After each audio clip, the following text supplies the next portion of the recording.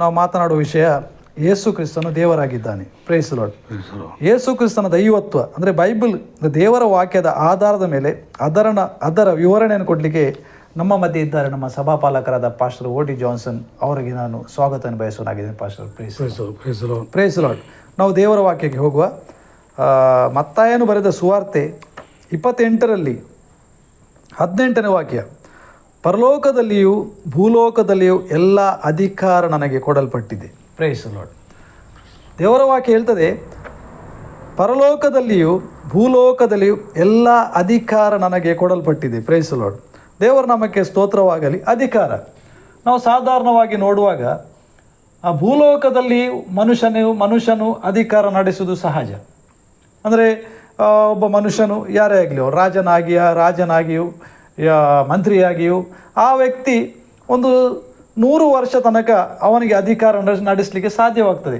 ಆದರೆ ಪರಲೋಕದ ಅಧಿಕಾರದ ಬಗ್ಗೆ ನಾವು ಮಾತನಾಡುವುದಾದರೆ, ಪರಲೋಕ ಎಂಬುದು ದೇವರ ಸ್ಥಾನವಾಗಿದೆ. ಪರಲೋಕದಲ್ಲಿ ದೇವರ ವಾಸಸ್ಥಾನವಾಗಿದೆ. ದೇವರು ವಾಸಿಸುವಂಥ ಸ್ಥಳವಾಗಿದೆ ಪರಲೋಕ. ಈ ಪರಲೋಕದ ಅಧಿಕಾರವು ಸಾಧಾರಣವಾಗಿ ಮನುಷ್ಯನಿಂದ ಅಧಿಕಾರ ತೆಗೆದುಕೊಳ್ಳಲಿಕ್ಕೆ ಸಾಧ್ಯವಿಲ್ಲ. ಆದರೆ ದೇವರ ನಾಮಕ್ಕೆ ಸ್ತೋತ್ರವಾಗಲಿ. ನಾವು ಆರಾಧನೆ ಮಾಡುವಂಥ ಯೇಸು ಕ್ರಿಸ್ತನು ಒಂದು ಮಾತು ಹೇಳುವನಾಗಿದ್ದಾನೆ. ಲೋಕವನ್ನು ಬಿಟ್ಟು ಹೋಗುವುದಕ್ಕಿಂತ ಮುಂಚೆ ತನ್ನ ಶಿಷ್ಯರ ಸಂಗಡ ಹೇಳುವಂಥ ಮಾತಾಗಿದೆ ಪಾಸ್ಟರ್ ಅವರೇ. ಅದೇ ಮತ್ತಾಯನು ಬರೆದ ಸುವಾರ್ತೆ 28ರಲ್ಲಿ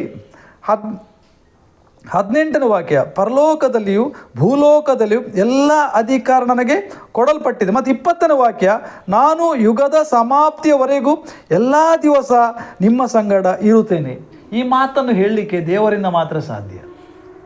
ಕಾರಣ ನಾನು ಹಾಗೆ ಹೇಳಿದ ಪ್ರಕಾರ ಪರಲೋಕದಲ್ಲಿ ಭೂಲೋಕದಲ್ಲಿ ಅಧಿಕಾರವನ್ನು ಹೊಂದಲಿಕ್ಕೆ ದೇವರಿಂದ ಹೇಗೆ ಸಾಧ್ಯವೋ ಹಾಗೆಯೇ ನಾನು ಯುಗದ ಸಮಾಪ್ತಿಯವರೆಗೆ ಎಲ್ಲ ದಿವಸ ನಿಮ್ಮ ಸಂಗಡ ಇರುತ್ತೇನೆ ಎಂಬ ಮಾತು ಅದು ಹೇಳಲಿಕ್ಕೆ ದೇವರಿಂದ ಮಾತ್ರ ಸಾಧ್ಯ. ಪ್ರೈಸ್ ಲಾರ್ಡ್ ಪಾಸ್ಟರ್ ಅವರೇ. ಯೇಸು ಕ್ರಿಸ್ತನ ಕಳೆದ ವಿಡಿಯೋದಲ್ಲಿ ನಾವು ಹೇಳಿದ್ದೇವೆ, ಯೇಸು ಕ್ರಿಸ್ತನ ದೈವತ್ವದ ಬಗ್ಗೆ ಮಾತನಾಡಿ ಅದು ಇವತ್ತು ಅದರ 2ನೇ ಭಾಗ ಕೂಡ ನಾವು ಮಾತಾಡಲಿಕ್ಕೆ ಹೋಗ್ತಾ ಇದ್ದೇವೆ. ಅದರ ವಿವರಣೆಯನ್ನು ಕೊಡಲಿಕ್ಕೆ ನಾವು ಹೋಗ್ತಿದ್ದಾರೆ ಪಾಸ್ಟರ್ ಅವರೇ. ದೇವರ ವಾಕ್ಯ ಆಧಾರದಲ್ಲಿ ಅಂದರೆ ಯಾವ ಉದ್ದೇಶದಿಂದ ನಾವು ಯೇಸು ಕ್ರಿಸ್ತನ ದೇವರಂತ ಹೇಳ್ತೇವೆ ಅದರ ವಿವರಣೆಯನ್ನು ದೇವರ ವಾಕ್ಯದ ಆಧಾರದ ಮೇಲೆ ಕೊಡಬೇಕಾಗಿ ನಿಮ್ಮಲ್ಲಿ ನಾನು ಕೇಳುವನಾಗಿದ್ದೇನೆ. Praise lord pastor. Praise lord. Yesu ಕ್ರಿಸ್ತನ ಪರಿಶುದ್ಧವಾದ ನಾಮಕ್ಕೆ ಸ್ತೋತ್ರ ಉಂಟಾಗಲಿ. ನಮ್ಮ ಸಂದೇಶವನ್ನು ಕೇಳುವಂಥ ಎಲ್ಲ TV ವೀಕ್ಷಕರನ್ನು ಯೇಸು ಕ್ರಿಸ್ತನ ನಾಮದಲ್ಲಿ ನಾನು ತಿರುಗಿ ವಂದಿಸ್ತೇನೆ. ನಾವು ಕಳೆದ ದಿವಸಗಳಲ್ಲಿ ಯೇಸು ಕ್ರಿಸ್ತನ ದೈವತ್ವದ ಬಗ್ಗೆ ಚಿಂತಿಸಿದೆವು. ಇದೀಗ ನಾವು ಮಾಡುವಂಥದ್ದು 2ನೇ ಭಾಗ. ಅಂದರೆ ಹಳೆ ಒಡಂಬಡಿಕೆಯಲ್ಲಿ ಮತ್ತು ಹೊಸ ಒಡಂಬಡಿಕೆಯಲ್ಲಿ ಯೇಸು ಕ್ರಿಸ್ತನಿಗಿರುವಂಥ ಸ್ಥಾನವನ್ನು ನಾವಿವತ್ತಿಲ್ಲಿ ನೋಡಲಿಕ್ಕಿದ್ದೇವೆ.